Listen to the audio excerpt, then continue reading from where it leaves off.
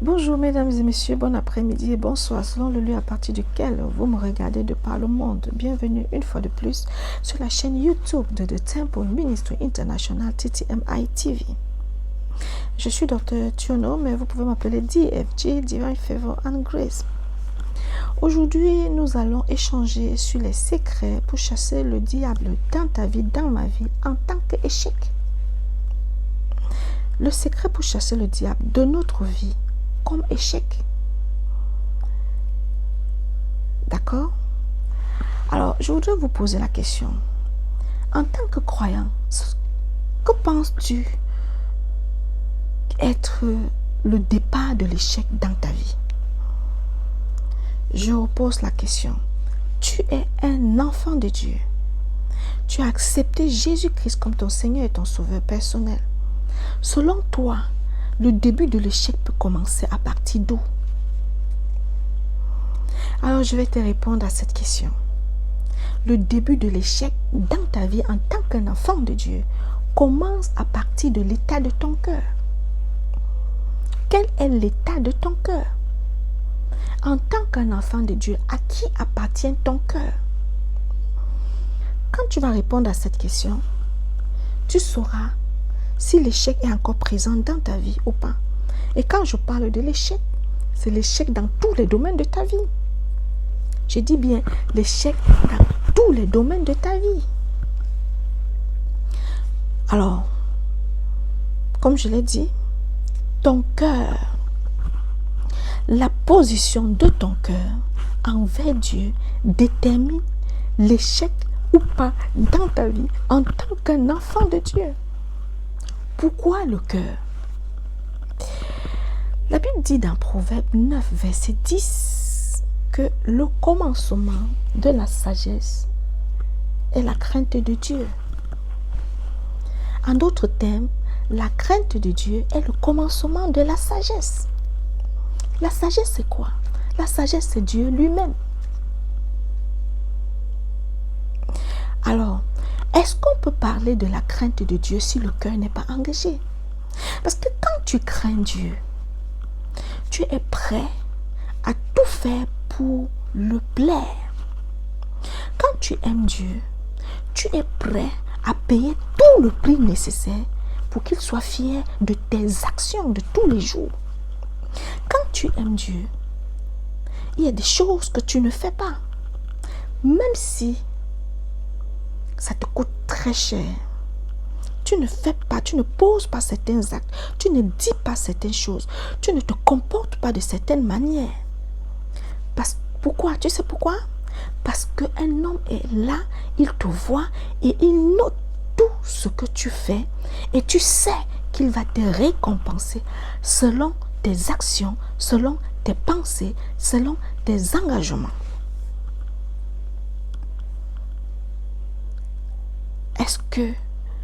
Quel est l'état de ton cœur? Quel est donc l'état de ton cœur? Et quand nous parlons de la crainte de Dieu, de l'autre côté, nous parlons de l'amour pour Dieu.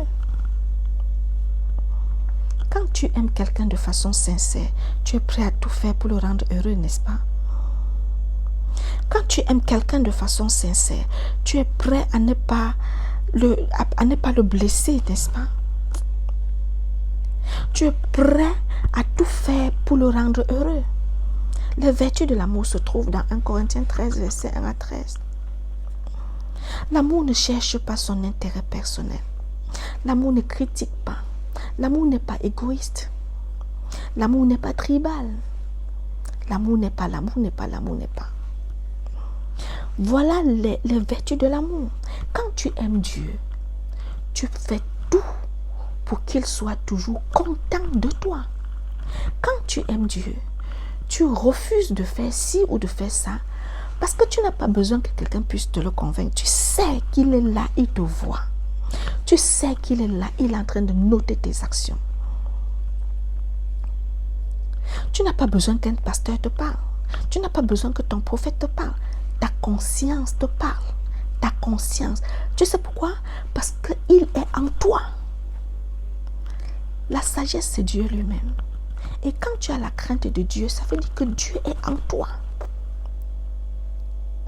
Ton est le point de communication avec Dieu. Quand ton cœur n'est pas engagé, quand ton cœur est troublé, tu ne peux pas recevoir de Dieu. Quand ton cœur n'est pas engagé, il y a des actions que tu dois poser parce que tu veux faire plaisir à ta chair. Des actions que tu dois poser même de façon inconsciente parce que tu veux faire plaisir à Satan. Parce que lui, il doit te parler à tout moment. Et parce que tu veux lui faire plaisir, tu dois poser des actions même si c'est de façon consciente. Tu sais pourquoi? Parce que ton cœur n'est pas totalement engagé en Dieu. Et c'est pour ça que tu dois le plus souvent constater des échecs dans tel domaine, dans tel autre, dans tel autre, dans tel autre. Mais quand ton cœur est totalement engagé, Dieu prend le contrôle total de ta vie.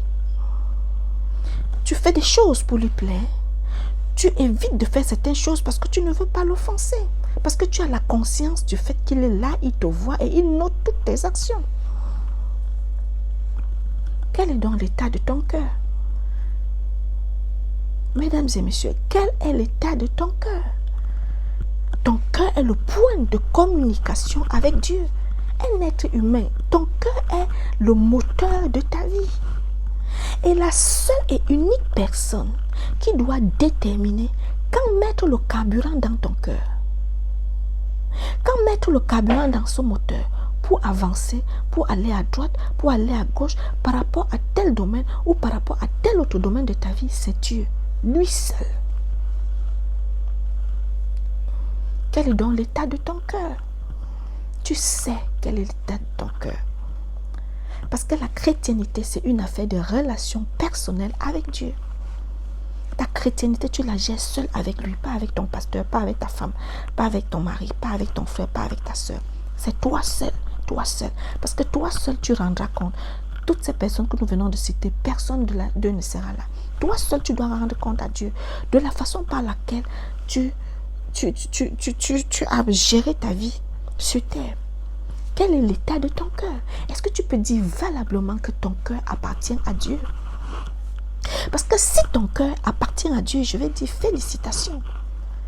Tu as chassé l'ennemi numéro 1 de l'échec, qui est l'échec dans ta vie. Tu as chassé ton ennemi numéro 1, qui est l'échec. Parce que l'échec là, ça part de là.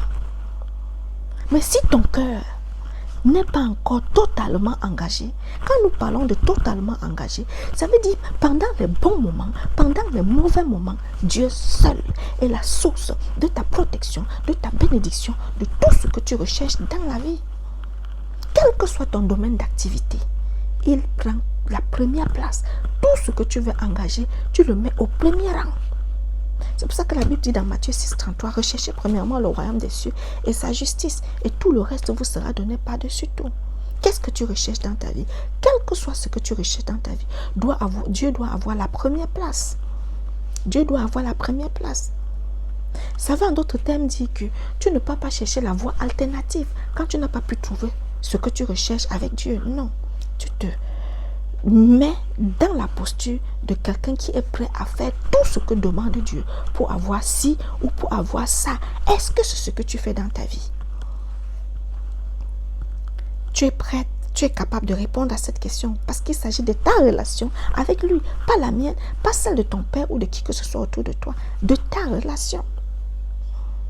Le jour que ton cœur sera totalement engagé, tu as gagné la première bataille de ta vie. La grande bataille, l'échec, l'échec, l'échec. Tu payeras le prix, hein? Quand ton cœur est totalement engagé, il y a le prix que tu dois payer. Mais ce prix-là, c'est pour te conduire à la victoire éternelle. Quel que soit le domaine de ta vie.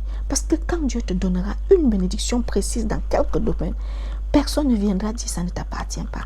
Et cette bénédiction-là ne sera pas éphémère. Elle va rester tout le reste de ta vie. Mais tu dois d'abord avoir mis de côté l'ennemi numéro 1 qui est l'échec en engageant totalement ton cœur. Est-ce que tu peux dire que c'est ce que tu fais?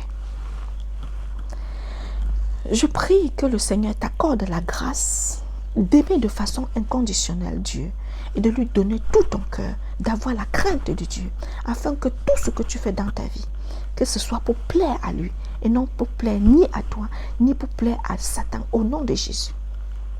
Merci pour le message de ce matin. Écris-moi, donnez-moi vos sujets de prière, faites-moi vos commentaires.